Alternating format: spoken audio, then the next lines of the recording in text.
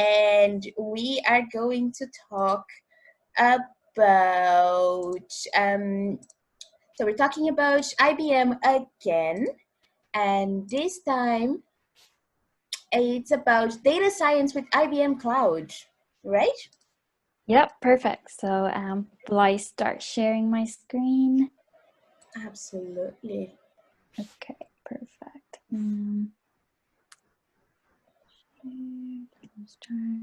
Okay, so hi everyone. Can you all hear me? Yes, absolutely. Okay, first of all, thanks to Kevin and Liz for this opportunity. I'm Meghna, and I'm going to be talking about data science with IBM Cloud today. But before I do, just a brief introduction about myself. I graduated last year as a computer engineer and have been working with IBM Ireland since then. I work as a technology consultant in the services area. So this area involves working with clients on a daily basis where we have to come up with and deliver innovative solutions to them that are best suited to their needs. And so far, I've worked in the telecommunications sector, so clients for that industry. And soon I will be going to a large optimization project in the transportation sector. And it was during this journey that I had the opportunity to explore some amazing tools on IBM Cloud that really make data science tasks quite easy to execute. And I'll be giving a few demos during this presentation on that. So hope you can all follow, and let's begin. So IBM Cloud, what exactly is it? Well, it's a full stack cloud platform with services covering advanced data and AI capabilities, IoT, blockchain, etc. Offers open and secure public cloud for business. And there is a light account version. So there is a free version that doesn't have an expiry date, and you don't need to put in your credit card details for it. It provides access to a catalog of more than 40 services. And here's a link for you all to check out after the presentation if you want to explore some of the stuff. So IBM Cloud has a whole range of products and services available. And one service that I particularly like and I'm quite familiar with because I've used it quite often is Watson Studio. It's an integrated environment designed to make it easy to develop, train, manage, and deploy AI-powered applications quickly and effectively. And some of its features are, it has inbuilt runtime with Python, R, and it can use Apache Spark for faster processing. It has a user-friendly UI, has cloud data storage, has data refinery or pre-processing tools, machine learning tools. You can also visualize using dashboards. And these are just some of the features. There are many more features as well, but these are the ones I found quite handy. So like I say here, Watson Studio has a few machine learning tools, and one tool that I particularly like is the AutoAI Experiment tool. This tool is a fully automated approach to building a classification or regression model.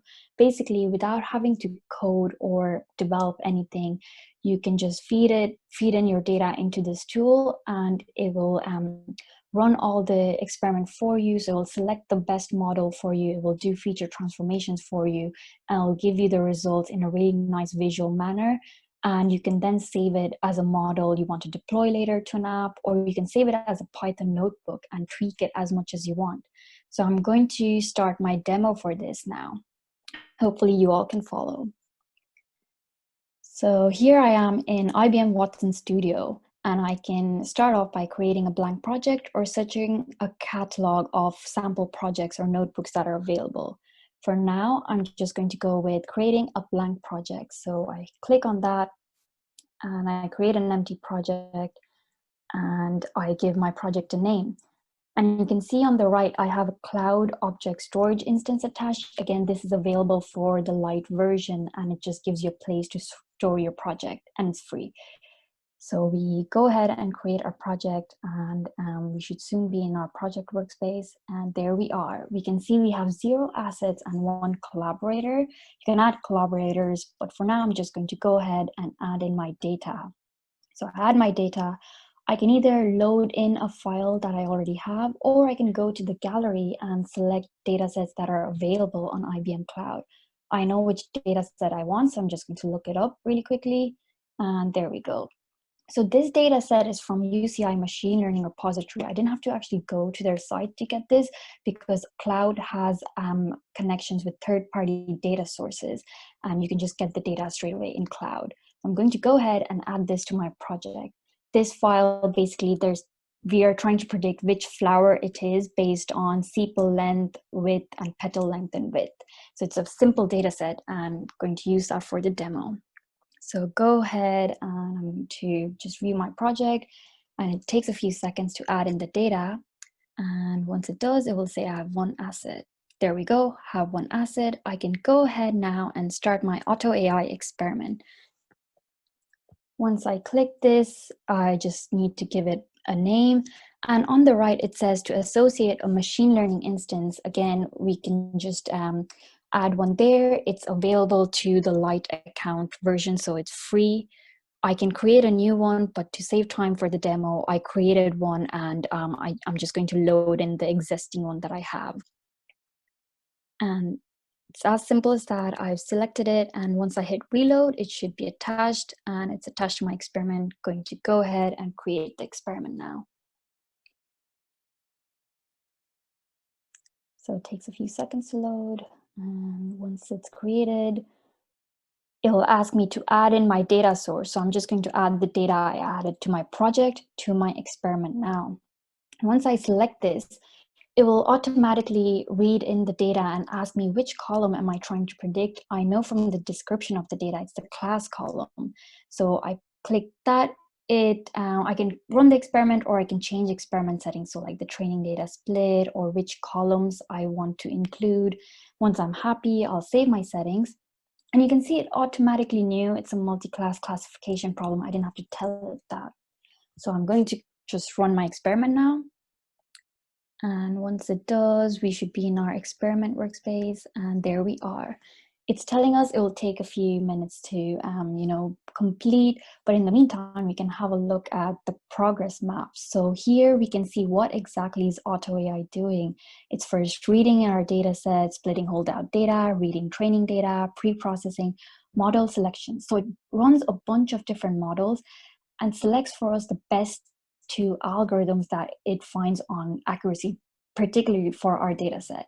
And then it does hyperparameter optimization for us, feature engineering, does different pipelines with combinations of hyperparameter optimization, feature engineering, and then it displays the results for us.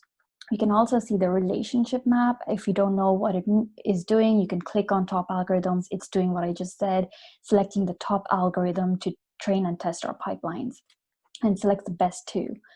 Then pipelines are just the unique steps that generate each model candidate. And we can also see it has a bunch of feature transformers available. You can see from the left, we have sine, square root, logarithm, etc., etc. And what AutoAI does is picks the best feature transformers for our particular data that give us the best accuracy. So that's really great for us.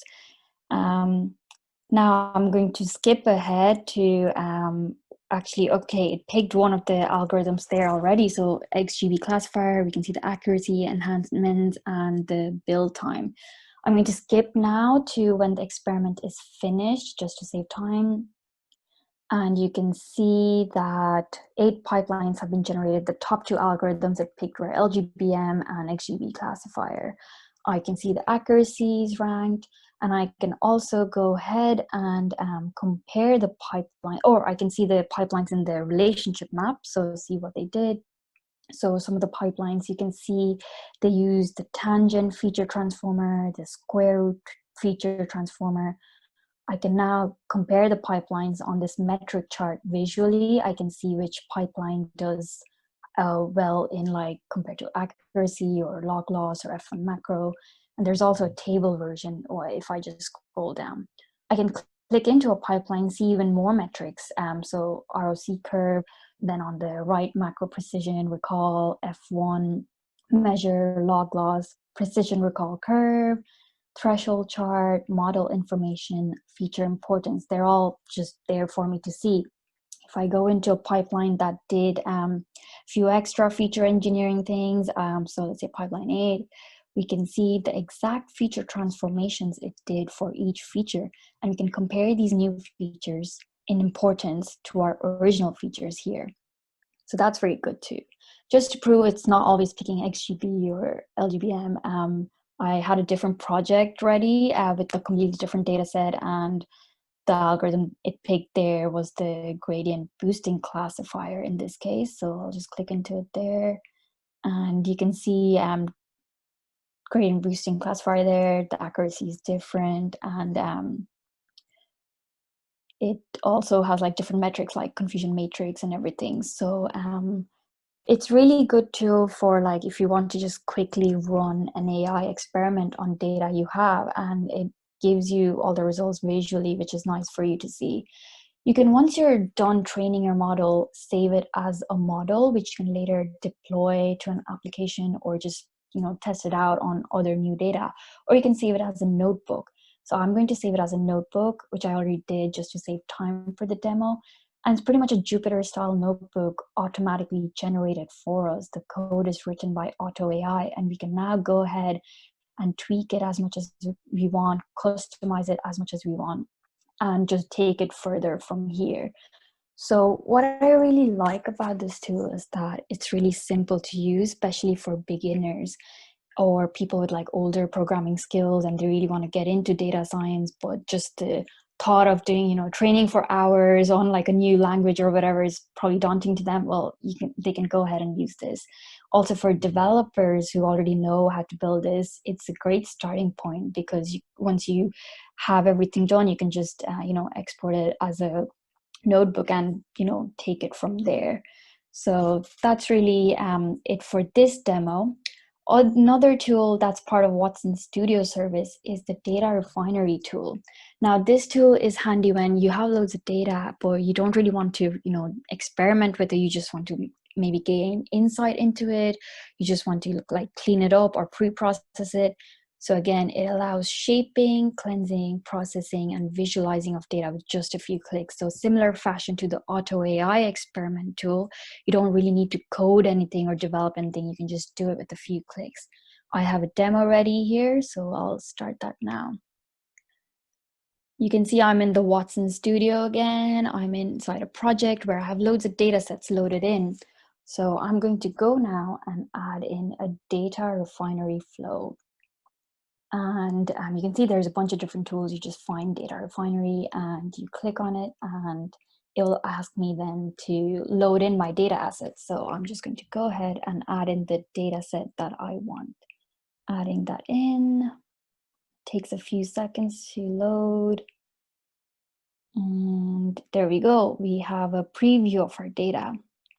And let's say I want to just remove a column. Maybe I want to create test data out of it. I just select the column, I go to operation, and I can just simply remove it by clicking remove button. And it does that for me in a few seconds. And it also records all the steps I'm doing. And each time I can like delete or edit my steps. So that's very handy as well. Let's go ahead and pick another column. So age, it's a decimal column. Sometimes I like to, change the type of my data from like integer or decimal to string. So we can do that easily here with the convert column type method. We just select our column, age, and the type is decimal, but we are going to change that to type string, and we're just going to apply, and that does it for us. Within a few seconds again, that's done. We can now pick another column, let's say balance, and maybe that's the bank balance of all the users. Maybe you want to restrict visually how it appears. So we want to replace it with a string of random characters. We can do that easily with the substitute button just there. So for security reasons, if you want to obscure sensitive information, just click on this, apply, and again, done for us within a few seconds. Lastly, let's pick one other column. So I think I'm going to pick day, which is another decimal column. Yep. And I just go into my operation. Let's say I want to perform a math operation. There's a whole range available there. I'll just pick a random one. So arc cosine and apply. Again, it's done. Very easy to use, does the job quite quickly. We can also get a profile of our data when we want. So if you just click profile tab, we can see the frequency of all the values in each column. We can see the maximum length, minimum length, unique number of values, mean length. We can visualize our data quite easily as well. Just click on the visualization tab and select a column and let's say marital, and we visualize, and we can see a really nice pie chart of all the values in this column. We can change the chart type quite easily. If you go to bar, quite quick to do, and you can select from any range of the chart types. Once you're satisfied with all your work, you can go ahead and save this by clicking on that button. You can also just save an image of your chart as in just a picture or like as code. And at any point in time, you can remove a step or edit a step. So very handy tool if you just want to clean up, shape, or pre-process your data. Very simple to use. Now, this tool and the previous tool are part of the Watson Studio service, and IBM Cloud has a whole range of services. And another service that I really like is the Watson Assistant service. So this is a fully automated approach to creating a chatbot. Similar in fashion to the previous two tools, but this time it's just to create a chatbot. And I have a demo ready for this as well. Let's go to that. So here I am in Watson Assistant Lite, and I can create an assistant or I can choose an existing one.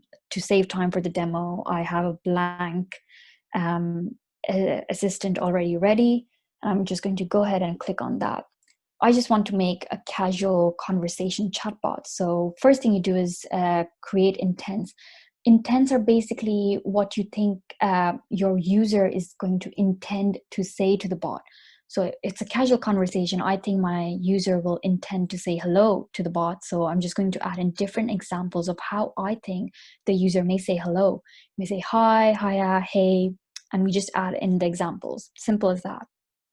Let's go add another intent. So this time I think my user may intend to say, how are you to the bot? It's a casual conversation. So just going to create that intent, and different ways the user may say this. They may say, how are you? They may say, how are you doing?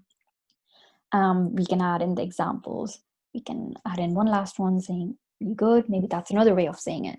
You can add in as many examples as you want, but for now, to keep the demo short, just going to add in 3. One last intent. So I think my user may want to end with bye. They may intend to say goodbye. So they will say goodbye, or they will say bye-bye, or whatever. And those are our intents created. We can now go ahead and create our dialog flow. We have 2 nodes automatically generated here, welcome and anything else. We can create our own nodes as well. So now I'm saying if my assistant recognizes the intention of the user is to say hello, my assistant should respond with something like, hi, I'm Watson. So we can just type that there and add our response type. So basically, if every time it recognizes the intention is hello, it's going to reply with, hi, I'm Watson. We can add in another node. We can say if the assistant recognizes that the intention of the user is to say, how are you? The assistant will respond with grand thanks. And it will, and we can just add in that response type. We can add in response variations as well, but to keep the demo short, just going to add in one response type.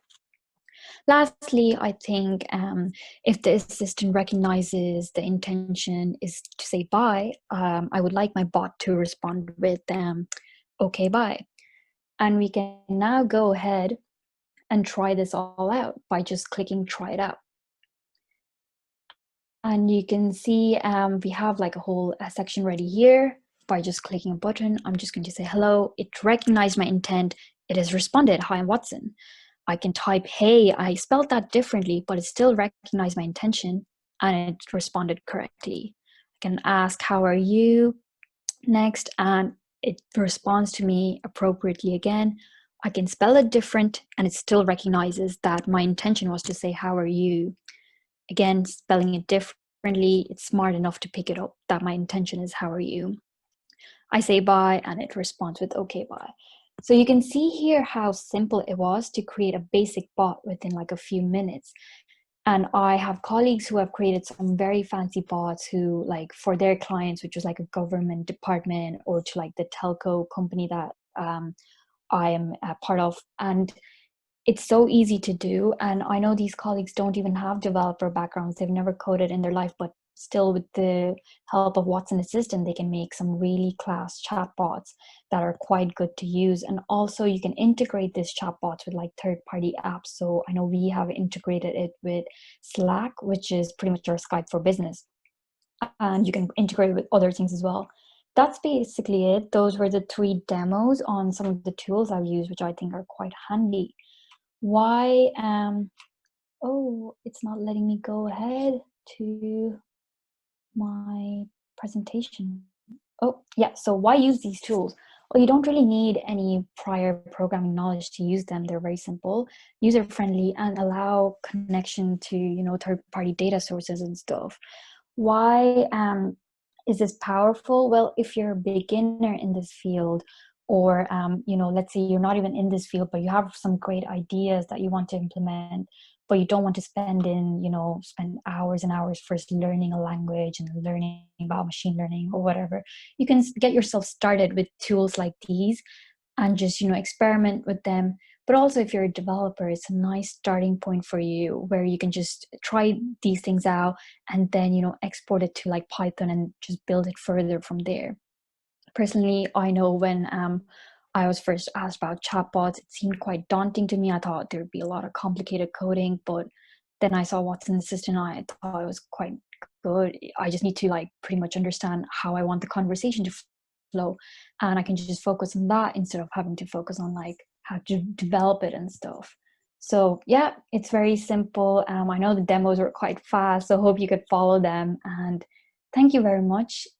Please do ask me any questions if you have them. And you can also email me if you have any specific questions about these tools or IBM Cloud. Thank you. Thank you. Thank you. That was a great talk. We do have one question from George. Here. So he's saying, so Meghana mentioned that she worked on communication projects. Has she found any usage of Watson Lite account on communication 5G related projects? So one of the things we used Watson for was chatbots, actually. So within our team as well. So because it's so easy to create a bot for things like, I know one of my colleagues is creating a chatbot for, let's say, the acronyms that we use. So we use a lot of acronyms and we keep getting new people added to our teams. So she created a bot using Watson Assistant where you can just be like, oh, what does this mean? Or what does that mean? And it would just answer it for you. I know traditionally you can do that using like Excel or whatever, but just the ease of like creating a bot, and you can just integrate it in your, you know, Skype for business or your Slack, and it's just there for you. Also, we are trying to come up with use cases in network optimization. So we are working on that as well. So we'll see how Watson can be used there. Good stuff. Thanks very much.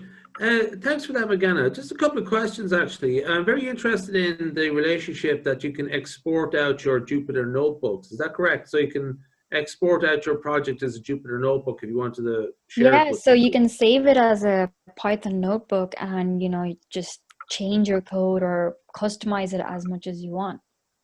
Ah, okay, good stuff. Yeah, and does that work with other programming languages? For example, if you were working with R users or Julia users, is it that the same? Not sure about Julia. I know there is inbuilt runtime for R, but I've only used it for Oh, Python, so that's what yeah. I would be familiar with. Okay, good stuff.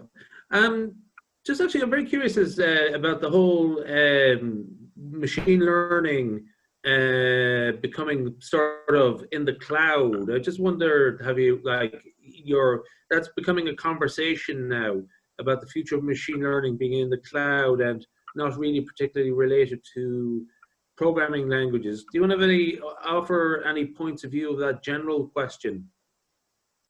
So like obviously, you know, coding it and programming it is quite essential because you do need like a bit of in-depth knowledge in machine learning for that. But again, like I said, if someone you know is a beginner in this field and they want to learn about machine learning or auto AI, like yeah, IBM Cloud does provide tools where you can like you know get yourself started at least. And even for developers who are very familiar with this topic, it's good to just, sometimes you don't know which model to use, which algorithm to use, which features to transform, just run it on auto AI. Or there's like, even for neural networks, there's another tool called deep learning tool.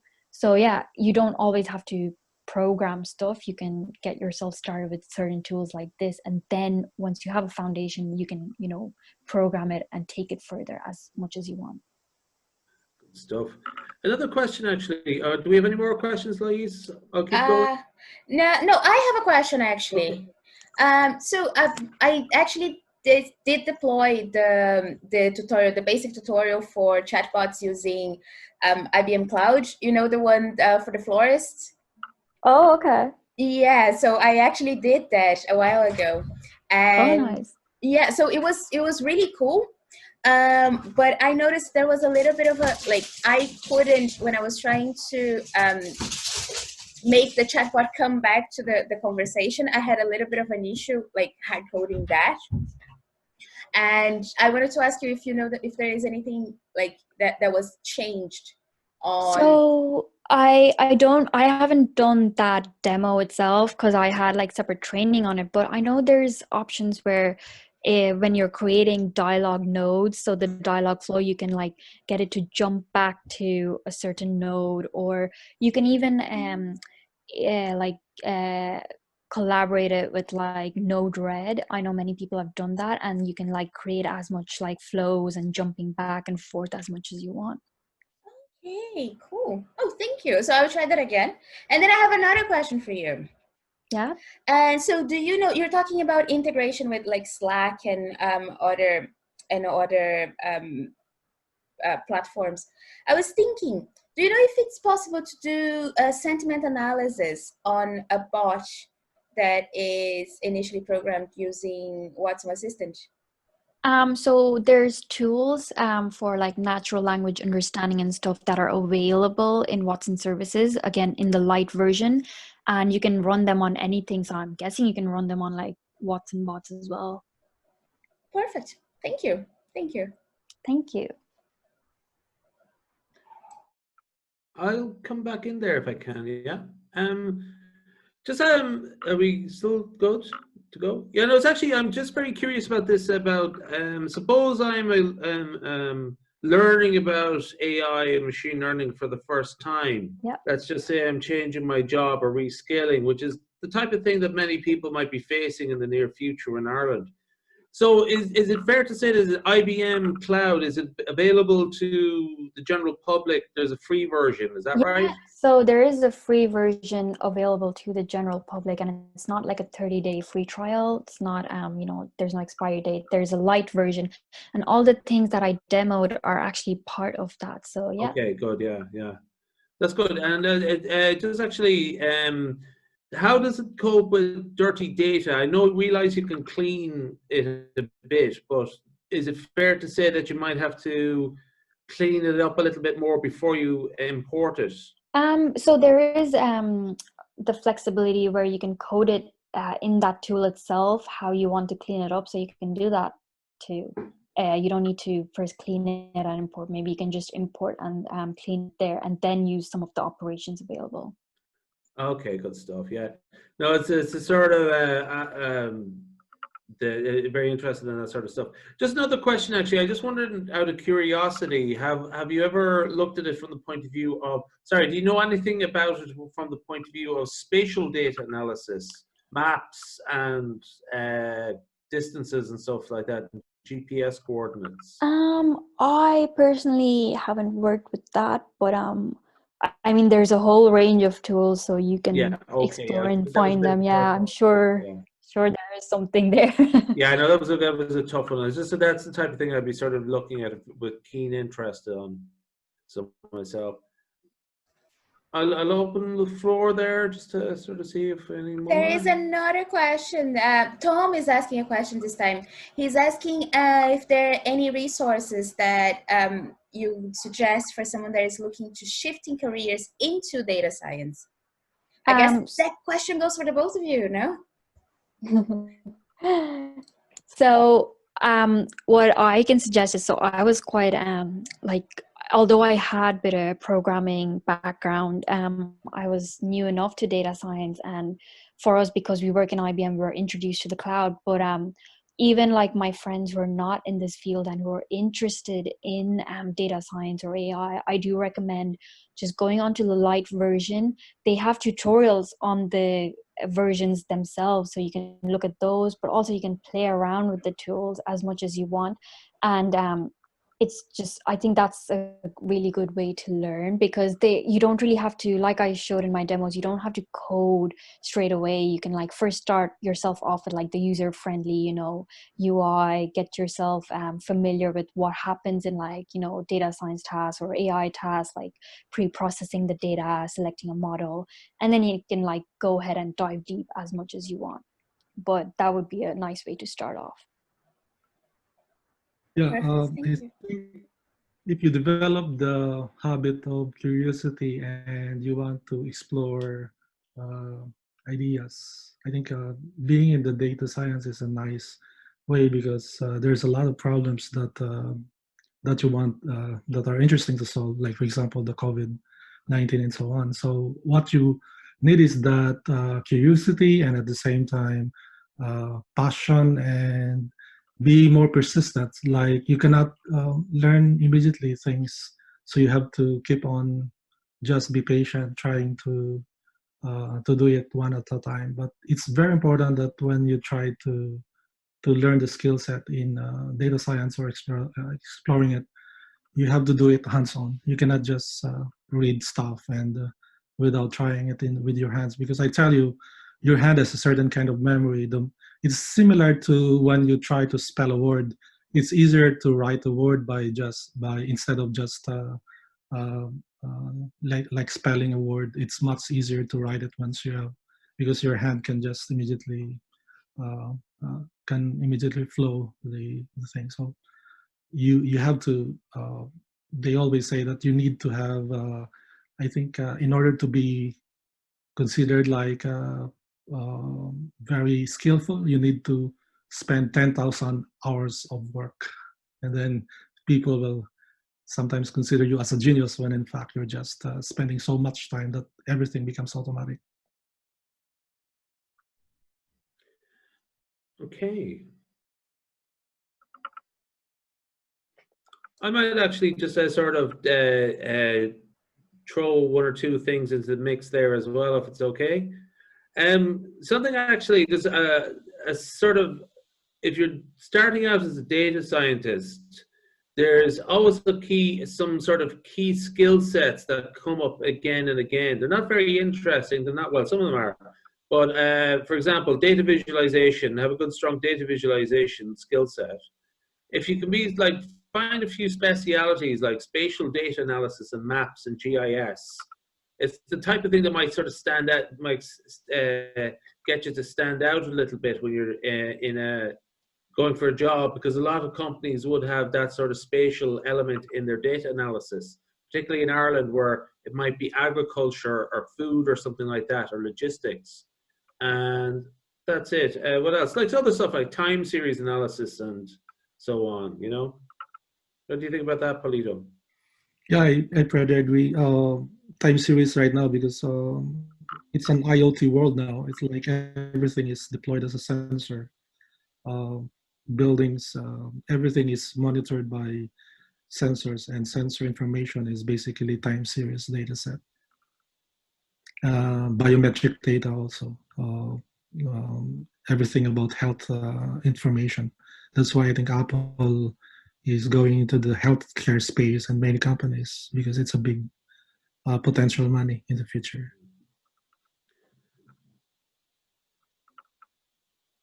Okay. Okay, I just actually, sorry, just looking back to Meghana, there was one kind of question I was going to ask, actually, I forgot to ask. it's possible to transfer or export a Jupyter notebook, a Python notebook. Is it possible to start with a Jupyter notebook and bring one in there? You know. I haven't tried that, but yeah, it does have like a notebook tool where you can just like start your notebook there and bring it in. So I think that should be possible. I just haven't used it. Okay, I just want to know because I have some old notebooks and I'd be interested to sort of continue them there rather than start from scratch. If you get me, that'd be pretty cool. I think there's another product called Watson Studio where it's basically just a notebook interface and you can do your simulation there. Oh, okay. Yeah. So yeah, Watson Studio. Yeah, that was the one demo there. Well, I was trying to push the Julia language in the Watson Studio because it's only supporting right now R and Python. Yeah, so I'm trying to befriend some of the developers there. Good. Trying to sell Julia. And by the way, some of the AutoAI product subset there, a lot of the research people that we're working with, some of our output actually becomes the product of AutoAI, and I'm working with some of these collaborators. Does Python have a big footprint in IBM? It's the de facto language. Okay, that's good. It's just I never like. It's not. I don't have a brand association between IBM and Python, but they obviously use it a lot. Yes. Okay. And I think all companies are using Python anyway. Yeah, they should sponsor us, so. It is considered as a production code. Okay, yeah. Good stuff.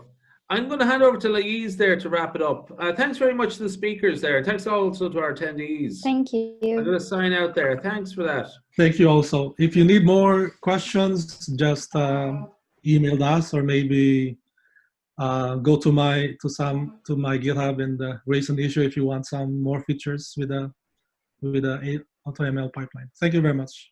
Thank you, guys. Thank you so much.